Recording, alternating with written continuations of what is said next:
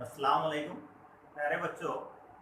Last दो parts में reproduction in lower and higher plants, ये जो चैप्टर है इसके कुछ हिस्से हमने पढ़े हैं।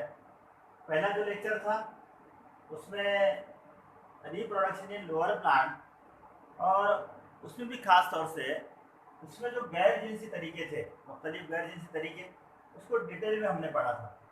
उसके बाद 2 नंबर या पार्ट 2 वाला जो लेक्चर है उसमें हायर प्लांट्स में जो रिप्रोडक्शन है उसे हमने स्टार्ट किया था।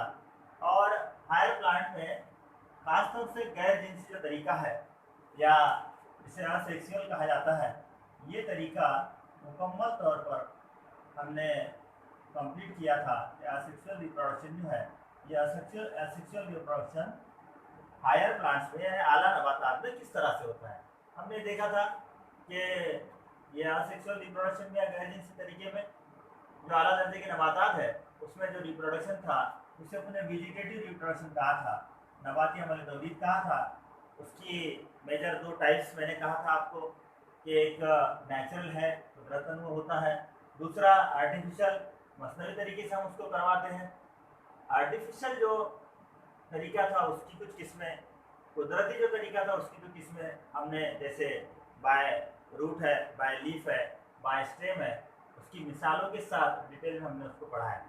उसके बाद जो आर्टिफिशियल या मसनवी जो तरीका है, उस मसनवी तरीके में हमने जैसे कटिंग है, ग्राफ्टिंग है, टिश्यू कल्चर है, इसको भी डिटेल पढ़ने की कोशिश की और वहाँ भी मिसाल के साथ उसे समझने की कोशिश की। अगर उसको हम देखें तो हमारे ये समझ में आता है कि वो जो रिप्रोडक्शन था उसमें का एक छोटा सा हिस्सा, जैसे हमारे तौलीद का जो हिस्सा है वो छोटा सा हिस्सा यहाँ वहाँ बाकी था, उसको यहाँ कंप्लीट करते हैं। गैर जिनसी हमारे तौलीद का जो तरीका है वहाँ पर हमने देखे कि सिर्फ एक प्लांट, एक पौधा या एक जानदार की ज़रूरत होती है। और दूसरा हमने देखे कि ये गैर जिनसी तरीका होने से इसमें किसी भी तरह का वेरिएशन, तगय्युर नहीं पाया जाता, कोई चेंजेस नहीं आते हैं। तो ये जो रिप्रोडक्शन है, इस रिप्रोडक्शन की कुछ अहमियत है, कुछ इम्पोर्टेंस है। जैसे सबसे पहले एक इम्पोर्टेंस इसका ये है कि ये बहुत ही ओल्डेस्ट, बहुत पुराना मेथड है, एक बहुत पुराना तरीका है। और दूसरी चीज़, इसमें एक नस्ल से दूसरी नस्ल में जब खुशियात मुंतकिल होती है तो एज इट इज़ 100% जैसी की वैसी रहती है, इसमें कोई चेंजेस, इसमें कोई तब्दीलियाँ नहीं आती। उसके बाद इसमें वेरिएशन नहीं होता है, तगय्युर नहीं पाया जाता है। उसके बाद में ये जो अमल तौलीद का तरीका है ये बहुत आसान है, जिनसी अमल तौलीद के बनिस्बत ये बहुत आसान है। जैसे हमने देखे है कि जड़ के ज़रिए, पत्तियों के ज़रिए, या अगर हम उसके तने के ज़रिए अगर अमल तौलीद करना चाहते हैं तो बहुत आसानी से हो जाएगी। तो नस्ल दर नस्ल खुसूसियात को मेंटेन करने, एज इट इज़ रखने के लिए ये जो तरीका है ये बहुत कारगर है, ये बहुत अच्छा तरीका है। लेकिन इसकी कुछ खामियां हैं। इसकी खामियों में जैसे इसमें वेरिएशन नहीं होता, तो जाहिर सी बात है जो खुसूसियात नस्ल दर नस्ल चलते आ रही हो उसी तरह की होगी। और पौधों को अगर एनवायरनमेंट के एतबार से, माहौल के एतबार से अगर कुछ एडजस्टमेंट करना है तो उस एतबार से उसमें तगय्युरात आते हैं, उसमें चेंजेस आते हैं, उसमें तब्दीलियाँ आती है। और ये जो वेरिएशंस होते हैं, ये वेरिएशंस बाद में इवोल्यूशन में बदलते हैं या इवोल्यूशन का सबब बनते हैं, यानी इर्तिका का सबब बनते हैं। तो सिंपल सी चीज़ है कि गैर जिनसी तरीके में कहीं पर भी वेरिएशंस नहीं होगा, मतलब इर्तिका नहीं होगा उस जानदारों के अंदर, और कई नस्लों तक उसी तरह से, यानी उसी तरह के जो है वो जानदार पैदा होते रहेंगे, तैयार होते रहेंगे। अब जो जिनसी तरीका है उससे हम स्टार्ट करते हैं। आला नबातात में जो अमल तौलीद है उसमें जिनसी तरीके से जो हमारी तौलीद होती है उसे यहाँ हम डिटेल में पढ़ने की कोशिश करेंगे। सबसे पहली बात, जो लास्ट लेक्चर है उसमें मैंने आपको बताया था कि जो आला दर्जे के नबातात है उसमें जो मुख्तलिफ हिस्से हैं उसमें रूट है, स्टेम है, लीफ है, इनको हमने नबाती हिस्से कहा था। लेकिन जो इसका फ्लावर है, फूल है, ये फूल या फ्लावर, इससे हमने रिप्रोडक्टिव पार्ट या इसका तौलीदी हिस्सा कहा। अब फूल अगर इसका तौलीदी हिस्सा है तो फिर हमको इसको डिटेल में समझना है कि ये फूल इसके मुख्तलिफ हिस्से किस तरह के होते हैं, कैसा ये तौलीद हिस्सा कहलाता है और इसके बाकी दीगर कौन से हिस्से हैं। तो सबसे पहले हमको समझना होगा कि फूल जो है तो फूल एक तब्दीलशुदा पत्तियों की साख्त है, स्ट्रक्चर है। हम अगर उसको देखेंगे कि उसमें जो मुख्तलिफ हिस्से हैं वो बुनियादी तौर पर पत्तियों के मानद है और वो अमल तौलीद के लिए तब्दील हुई है। यानी कौन से अमल तौलीद के लिए? जिनसी अमल तौलीद के लिए, क्योंकि इस फूल को हम जिनसी अमल तौलीद वाला हिस्सा कहलाते हैं या रिप्रोडक्टिव पार्ट कहते हैं। बाकी के ये जो 3 हिस्से थे इसको अपने वेजिटेटिव या नबाती हिस्से कहा था, इसीलिए इनके जरिए होने वाले अमल तौलीद को हमने वेजिटेटिव रिप्रोडक्शन या नबाती तौलीद कहा था, और इसके जरिए होने वाली या फूल के जरिए होने वाली जो अमल तौलीद है इससे हम जिनसी अमल तौलीद कह रहे हैं। ठीक है, यहाँ ये जिनसी अमल तौलीद में सबसे पहले जो फूल है ये फूल का स्ट्रक्चर और बाद में उसके दीगर हिस्से, उसका स्ट्रक्चर, उसकी अहमियत, ये सारी चीजें हम देखेंगे। तो पहला सबसे पहले हम यहाँ देखते हैं कि जो फ्लावर है ये इस फ्लावर को 2 हिस्सों में तकसीम किया गया। यहाँ लिखा हूं मैं फ्लोरल एक्सिस, फूल का महवर जो दरमियान हिस्से में होता है उसे हम फूल का महवर कहेंगे। जैसे एग्जाम्पल के तौर पर यहाँ ये जो फूल के मुख्तलिफ हिस्से अगर जुड़े हो तो ये वाला पार्ट, ये वाला जो हिस्सा है इसे हम फूल का महवर कहेंगे। इसमें इसके 2 पार्ट्स हैं, एक ये वाला पार्ट फूल का जो डंठल है, पेडिसेल,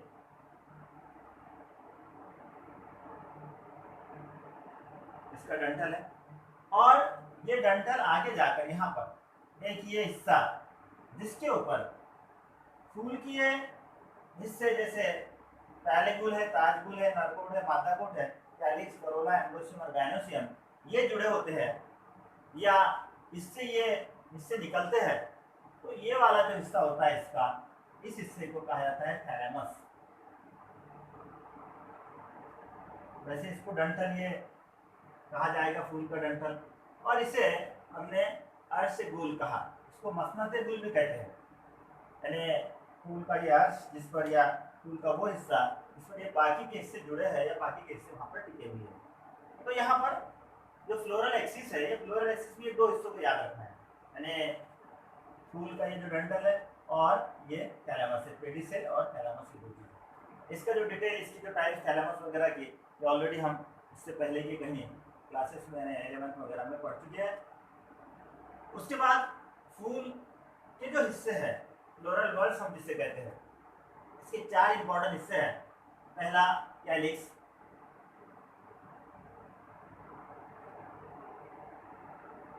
उसके बाद में दूसरा जो हिस्सा है इसका, इसको हम करोला कहेंगे,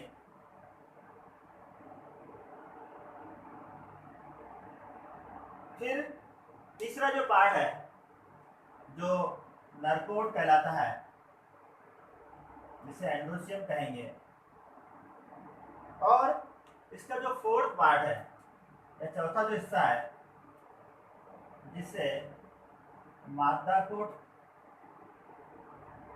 या गाइनोसियम कहेंगे।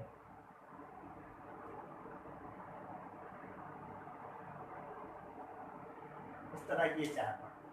यहाँ पर ये वाला जो हिस्सा है कैलिक्स, ये दूसरे वाला हिस्सा करोला, ये वाला हिस्सा एंड्रोसियम, और ये वाला हिस्सा गाइनोसियम।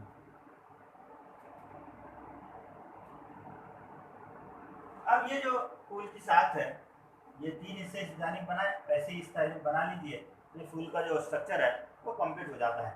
इस स्ट्रक्चर में हमने ये देखा है कि ये जो फूल का जो स्ट्रक्चर है इसमें कैलिक्स, करोला, एंड्रोसियम और गाइनोसियम, इनमें से ये जो 2 पार्ट है कैलिक्स और करोला, ये डायरेक्ट तरीके से जिनसे हमारे तौलीद में हिस्सा नहीं लेते, इसलिए ये जो दो हिस्से हैं कैलिक्स और करोला, जिसे अपन पैरेगुल और ताजगुल कह रहे हैं, ये दो हिस्से एसेसरी पार्ट या मददगार हिस्से कहलाते हैं। मतलब क्या कि जो अमल तौलीद होने वाली है, इस अमल तौलीद में ये हिस्से इससे हेल्प करते हैं, मदद करते हैं। लेकिन सही मानों में एक्चुअल में जो हिस्सा लेने अमल तौलीद में जो हिस्सा लेते हैं वो फूल की ये दो पार्ट्स हैं, एंड्रोसियम और गाइनोसियम, यानी नर कोट और मादा कोट। इसमें से नर कोट एंड्रोसियम इसे इसलिए कह रहे हैं कि इस पे नर जवाजे जिसे अपन जीरे कहते हैं वो तैयार होते हैं इसके अंदर, और गाइनोसियम इसे इसलिए कह रहे हैं इसमें मादा जवाजे यानी बैजे तैयार होते हैं, और बाद में ये जीरे और बैजे इनका मिलाप होकर एक एम्ब्रियो जगता या बीज तैयार होगा और एक नई नस्ल का आगाज होगा। तो यहाँ हमको एक चीज याद रखना है, ये जो फूल है, इस फूल का ये पहला पार्ट, तो बाद में इसको डिटेल हम देखने वाले हैं। फ्लोरल एक्सिस, इसमें पेडिसेल और थैलामस, ये दो पार्ट, इसको ज़्यादा डिटेल नहीं, यहाँ तक देखिए। उसके बाद में इसके जो चार पार्ट है, इसको फ्लोरल वर्ड कह रहे हैं हम, कैलिक्स, करोला, एंड्रोसियम, गाइनोसियम। फिर ये हर एक पार्ट को हम डिटेल में देखेंगे। बहुत सारे फूल आपके अतराफ में पौधों को दिखाई देंगे, वो लेकर आप ये सभी पार्ट्स का मुशाहिदा वहाँ कर सकते हैं। जैसे मसलन मेरे पास ये एक फ्लावर है, जसवंत हिबिस्कस जिसे हम कहते हैं इस पौधे को। ये जो प्लांट है बहुत आम, कहीं भी आपको मिल जाएगा। आप अगर इसको देखेंगे, इस पौधे को, इसके फ्लावर को आप देखोगे, आपको बात पता है कि ये वाला हिस्सा इसका, ये वाला हिस्सा इसका पेडिसेल कहलाएगा। इसके बाद ये पार्ट जो है यहाँ पर, बाद में पूरा इसको निकाल कर बताया जाएगा, ये वाला पार्ट थैलामस। ये जो ग्रीन पार्ट है, ये वाला पार्ट, ये कैलिक्स, और ये जो रेडिश पार्ट है, ये पार्ट करोला। इसमें आपको ये जो एक बंडल की शक्ल में दिखाई दे रहे हैं एंड्रोसियम, बाद में इसको निकालने के बाद इसके अंदर आपको गाइनोसियम, ये पूरा पार्ट या मादा को दिखाई देगा।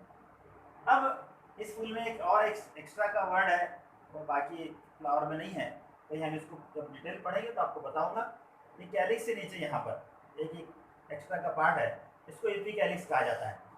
तो ये एक्चुअल में आपके प्रैक्टिकल में या कहीं ना कहीं इस फ्लावर का जब आप स्टडी करेंगे, मुशाहिदा करेंगे, इसकी डिटेल में हम जाएंगे उसको। लेकिन अभी हमको इसको छोड़ना है, क्योंकि ये सभी पौधों में नहीं होगा, ये इसी प्लांट में या इसी पौधे में ये एक मखसूस कैरेक्टर है। बाकी जनरल जो फ्लोरल एक्सिस में इसका पेडिसेल, थैलेमस, पैरेगुल, ताजगुल, नरकोट और इसके अंदर मादा कोट। तो इस तरह से ये मुख्तलिफ इसके चार पार्ट। सबसे पहले यहाँ हम इस कैलिक्स को डिटेल में पढ़ने की कोशिश करेंगे। ये जो कैलिक्स है, जिसको पैरेगुल कहा जा रहा है, इस कैलिक्स में इसकी जो इकाई है इसको सेपल कहेंगे, यानी कैलिक्स का ये जो एक सिंगल पार्ट, एक पार्ट ये वाला हिस्सा, इसको सेपल कहेंगे। अक्सर फूलों में इनकी तादाद 5 होगी, कुछ फूलों में कम ज़्यादा होगी, 3 होगी, उससे ज़्यादा होगी, 2 भी होगी, लेकिन मेजॉरिटी ज़्यादातर फ्लावर्स में इसकी तादाद 5 होती है। ये ग्रीन कलर का होगा, मेजॉरिटी या ज़्यादातर फूलों में ग्रीन है। नेक्स्ट, अगर ये जैसे ये फूल में ये सब जुड़े हुए हैं, एक दूसरे से जुड़े, अलग अलग नहीं है, जैसे ये फिर है, वैसे ये कैलिक्स के जो इकाई है, इसके जो यूनिट है, जिसे अपन सेपल कह रहे हैं, उसको वैसे उर्दू में अंकड़ियाँ ये वर्ड इस्तेमाल करने से अच्छा इसको सेपल इस्तेमाल कीजिए, आसानी से याद रह जाएगा। ये सेपल जब एक दूसरे से जुड़े हैं, जैसे इस फूल में है, तब इन्हें गैमो सेपेलस, समझ में आया? कैलिक्स की जो इकाई है उससे अपन सेपल कह रहे हैं। अक्सर फूलों में 5 इसकी तादाद, सब्ज रंग के है, अगर जुड़े हैं जैसे इसमें है तो गैमो सेपेलस कहेंगे, और अगर से ये फ्री है, आजाद है तो उसे पॉलीसेपेलस। ओके, समझ में आ गया। यानी सेपल उसकी इकाई है, तादाद 5 उसकी, शब्द रंग के होते हैं, जुड़े हुए अगर है तो गैमोसेफालस, आजाद है तो पॉलीसेफालस। ओके, अब इससे ज्यादा इसका डिटेल देखना नहीं, इसका फंक्शंस याद रखिए क्या काम है इसका, क्योंकि ये फूल का सबसे बाहर वाला हिस्सा है। तो सबसे पहला काम इसका ये है कि बाकी के जो फूल के हिस्से हैं, यानी इसको छोड़कर ये 3 हिस्से, इनकी हिफाजत करना, ये इसका काम है। और दूसरा इसका काम ये है, क्योंकि ये ग्रीन कलर का है तो जाहिर सी बात है ये शुआई तरकीब में हिस्सा लेगा। तो इस तरह से ये कैलिस के बारे में इतना याद रखिए काफ़ी है। यानी कैलिस की जो इकाई है सेपल है, क्योंकि इससे पहले कहीं ना कहीं हमने उसको डिटेल पढ़ा है। ज़्यादातर इसकी तादाद 5 होगी सेपल्स की, सर्द रंग के हो गए, जुड़े हुए हैं तब हम उसे गैमोसेफेलस कहेंगे, और अगर आज़ाद है तो हम उसको पॉलीसेफेलस कहेंगे। इसके जो फंक्शंस है, इसके जो अफ़ाल है, वो अफ़ाल में एक तो इसकी फूल की हिफाजत करना ये इसका काम है, और दूसरा सर्द रंग होने से ये शुआई तरकीब में हिस्सा लेता है। चलिए, ये कैलिस के बाद नेक्स्ट पार्ट, इसका जो दूसरा हिस्सा है उसको करोला कहा जाता है, इसको हम ताजगुल कहते हैं। जैसे कैलिक्स की जो इकाई है इसको हमने सेपल कहा था, इसकी जो इकाई है इसको पेटल कहते हैं, आसानी से याद रहेगा। उसको उर्दू में पंखड़ियाँ कहेंगे हम, ये वाला पार्ट कलर्ड हिस्सा। ज्यादातर फ्लावर में इसकी भी तादाद 5, और जैसा इसका रंग सब्ज है ये डिफरेंट कलर में कलर होगी, मुख्तलिफ रंगों में, क्योंकि जब ज़ेरगी का अमल होगा तो ज़ेरगी के अमल के दौरान जिन पौधों में ज़ेरगी इंसेक्ट के जरिए, कीड़े मकोड़ों के जरिए होती है, तो उन्हें रागिब करने के लिए, उन्हें अट्रैक्ट करने के लिए ये जो फूल के हिस्से है, ये जिसे करोला कहते हैं, ये कलर्ड होता है, रंगीन होता है। उसके बाद जैसे ये 2 टर्म्स हमने इस्तेमाल किए, वैसे सेम टू सेम अगर ये जुड़े हो, जैसे इस फूल के अंदर ये आज़ाद है, ठीक है, अगर ये जुड़े हैं तो यहाँ हमने लिखे थे गैमोसेफेलस, तो ये हो जाएगा गैमोपेटालस। और अगर आज़ाद है जैसे ये पॉलीसेफेलस, वैसे यहाँ पॉलीपेटालस। ओके, समझ में आ गया, जैसे इस फूल में है। नेक्स्ट हमने इसका काम देखे थे, क्या फंक्शन है। जैसे कैलिक्स का फंक्शन हमने देखे थे कि बाकी 3 हिस्सों की हिफाजत करना, और साथ ही साथ सब्ज होने से शुआई तरकीब में हिस्सा लेना। यहाँ ये बाकी 2 हिस्सों की हिफाजत करेगा, एंड्रोसियम गायनोसियम की, और प्लस सबसे इम्पोर्टेंट, सबसे अहम जो काम है इसका वो ये है, ये कलर होने से ज़ेरगी के लिए जो है, पॉलिनेशन के लिए जो है, ये कीड़ों मकोड़ों को अपने इस यानी फूल की तरफ रागिब करेंगे। ये इसका सबसे अहम, सबसे इम्पोर्टेंट काम है। तो यहाँ कैलिक्स, करोला, ये 2 पार्ट समझने लगे कि कैलिक्स इसकी इकाई क्या होती है, करोला इसकी इकाई क्या होती है, ये कितने होते हैं ज़्यादातर पौधों में, जुड़े हैं तो हम उसे क्या कहेंगे, आज़ाद है तो हम उसे क्या कहेंगे, कैलिक्स का क्या फंक्शन है, करोला का क्या फंक्शन है, ठीक है। उसके बाद यानी ये जो 2 पार्ट है, ये 2 पार्ट्स को एसेसरी, मददगार हिस्से कहलाते हैं। यानी ये फूल को मतलब जो खासतौर से जिनसे हमें कभी जो होने वाली है, जो होती है, उसके बाकी पार्ट्स मतलब एंड्रोसियम और गायनोसियम, नरकोट और मादाकोट, इसको सपोर्ट करते हैं, इसको मदद करते हैं। अब नेक्स्ट इसके बाद जो पार्ट है वो है एंड्रोसियम, या जिसे हम नरकोट कह रहे हैं।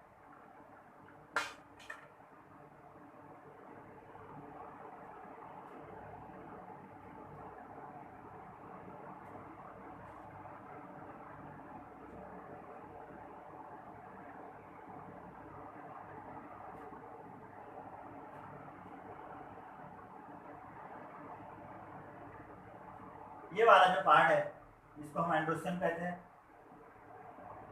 जैसे कैलिक्स और करोला, इसकी जो इकाई जिसे अपने सेपल कहा था, वैसे इसकी जो इकाई है इसको स्टेमेन कहेंगे।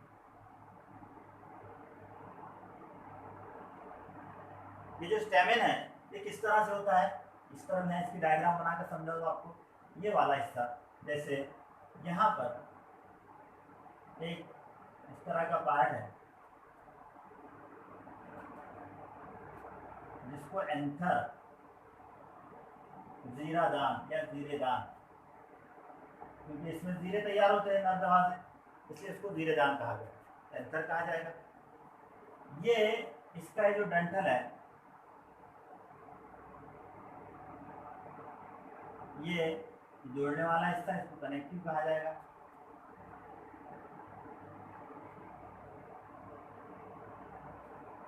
और ये वाला जो हिस्सा है इसको फिलामेंट कहा जाएगा। ठीक है, ये इसका डंठल, फिलामेंट, एंथर, जीरेदान, कनेक्टिव, इसको जोड़ने वाला हिस्सा। बाद में डिटेल में ये एंथर की साथ इसके बाद हमको पढ़ना है। तो जो नरकोट है एंडोसियम जिसे हम कह रहे हैं, इसकी इकाई जिसे अपन स्टेमन कह रहे हैं, स्टेमन यानी ये वाला पार्ट। ओके, इसके तीन हिस्से, एंथर, कनेक्टिव और फिलामेंट। एंथर जीरेदान जिसमें जीरे तैयार हो गए, फिलामेंट उसका डंठल होगा, और कनेक्टिव जो है ये उसको जोड़ने का काम करेगा और उसको इधर इधर फराहम करेगा। अब यहाँ जो स्टेमन है, बहुत सारे पौधों में, जैसे मैंने कैलिक्स करोला के बारे में कहा था, उसकी इकाई के बारे में कहा था, उनकी तादाद के बारे में, वैसे इसकी तादाद ज़्यादातर पौधों में 5 होगी। लेकिन बहुत सारे जो पौधे हैं उसमें वो कसीर तादाद में उससे ज़्यादा होते हैं, जैसे इसमें ये कई है। अब 5 हो या इसकी तादाद ज़्यादा हो, जो भी हो, तो जैसे हमने ये देखे थे कि अगर ये जुड़े हैं तो इसको अपने गैमोपेटालस कहते हैं। वैसे अगर ये जुड़े हैं तो इसको एडल्फस, ये लफ्ज़ इस्तेमाल होता है, ये टर्म इस्तेमाल होती है। और जुड़ने के बाद जितने भी हो तादाद, वो सब के सब जुड़कर अगर इस तरह से, जैसे इसमें है, ये पौधे में है, इसमें ये एक ही बंडल तैयार करते हैं, सब मिलकर एक बंडल, एक ग्रुप, तो एडल्फस तो होगा। और अगर एक बंडल तैयार होते तो उससे पहले मोनो लगा दिया जाएगा, मोनो एडल्फस हो जाएगा।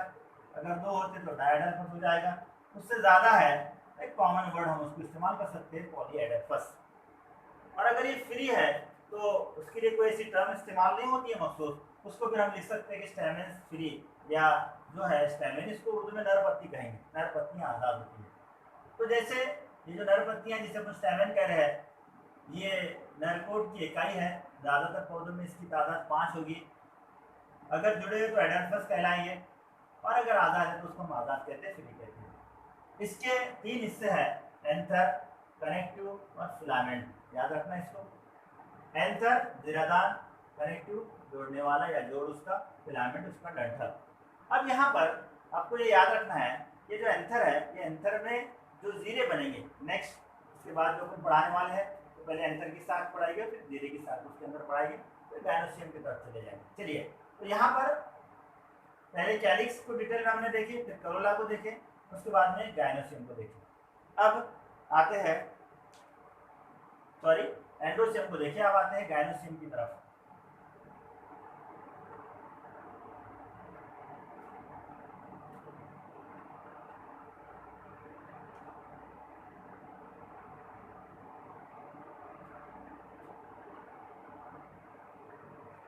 गायनोसियम जो है इसको मादा कोट कहा जाता है, क्योंकि इसमें मादा जरासीम बेजे तैयार होते हैं।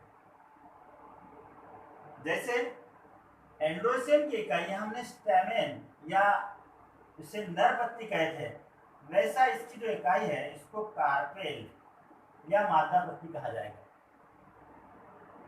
जैसे इसकी तादाद ज्यादातर फूलों में 5 है, यहाँ भी इसकी तादाद ज्यादातर फूलों में 5 होती है। उसको जैसे हमने अलग से ड्रा करके आपको बताया, क्योंकि ये दोनों हिस्से बहुत इंपॉर्टेंट है, इसलिए अपन इसको अलग से ड्रा करके बता रहे हैं। कार्पेल जो है, ये कार्पेल जैसे ये नर पत्ती की साथ है, वैसे मादा पत्ती के साथ यहाँ पर इस शक्ल में होगा।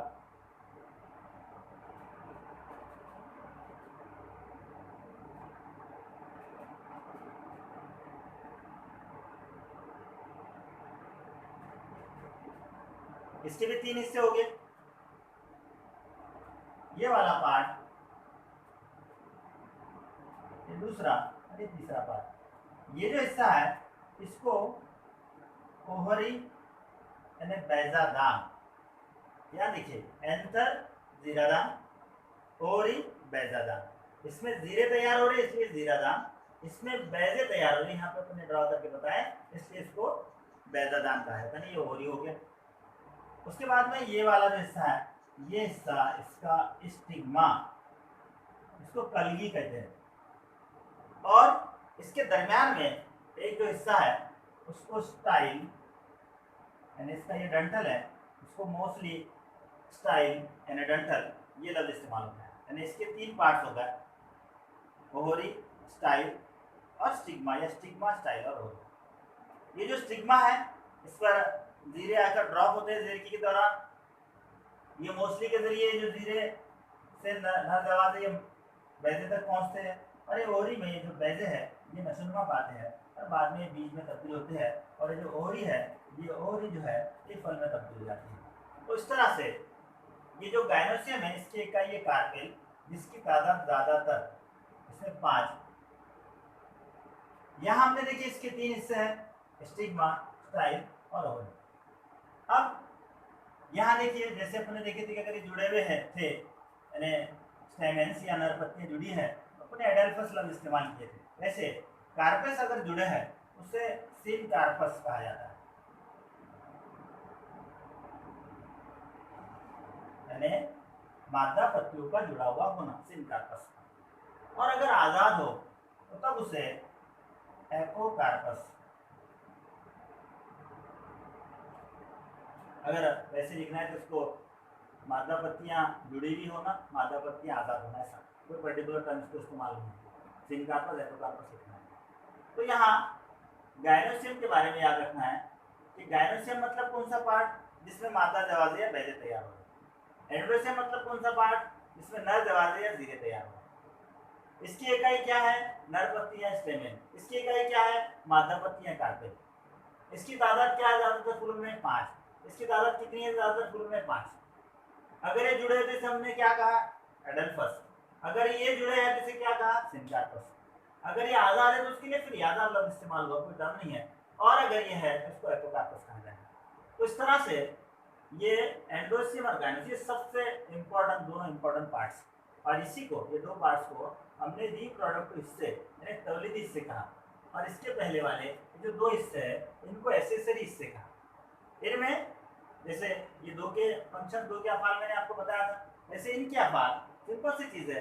एंडोसियम नरकोड हम जिसे कह रहे हैं, और मैंने अभी आपको कहा इसमें जीरे तैयार हो रहे हैं, तो इसका सबसे अहम, सबसे इंपॉर्टेंट जो फंक्शन है, सबसे अहम जो इसका रोल है वो ये है कि नर जवाजे या जीरे को तैयार करना। इसको गायनोसियम या मादा कोड हम कह रहे हैं, तो इसका सबसे अहम रोल, सबसे अहम फंक्शन जो है, सबसे अहम अफाल जो है वो ये है कि बैजों को तैयार करना। तो इस तरह से ये जो फूल का जो स्ट्रक्चर है या फ्लावर का जो स्ट्रक्चर है इसको डिटेल में हमने लिया है। आप इसकी जो डायग्राम है ये बना लीजिए, और ये सारे पार्ट्स, ये सारे हिस्से उसके अफाल के साथ इसको लिखिए। अगर अभी नए सिलेबस के एतबार से कभी अगर इसकी डायग्राम वगैरह पूछी जाती है तो डायरेक्ट डायग्राम ड्रॉ के लिए नहीं पूछी जाएंगी, या हो सकता कभी, लेकिन ज़्यादातर इसमें के कुछ, जैसे ये इतने सारे लेवल है तो अगर 2 मार्क्स के लिए तो कोई 4 लेवल इसमें की मिसिंग हो गए, और 4 लेवल, जैसे ये लेवल मिस है यहाँ पर इस तरह से ऐसे बॉक्सेस बनाकर आ जाएंगे आपको, कोई भी 4, और इसमें आपको लेवल मतलब यहाँ लिखना होगा, और वो नाम से आप लिखोगे तो बहुत सिंपल सी बात है, उसको आपको पर एक लेवल को आधा मार्क्स इसके एतबार से 2 मार्क्स मिलेगा। तो इस तरह से ये स्ट्रक्चर ऑफ फ्लावर, ये फूल की साख वाला ये जो पार्ट है, जो जिनसे हमारे का पहला हिस्सा था, यानी स्ट्रक्चर ऑफ फ्लावर, इसको स्ट्रक्चर ऑफ फ्लावर के एतबार से पूछा जाता है। ओके, कोई प्रॉब्लम? चलिए इसके बाद नेक्स्ट,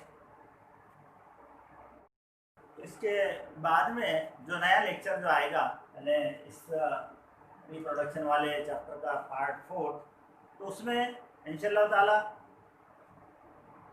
ये जीरेदान की साथ,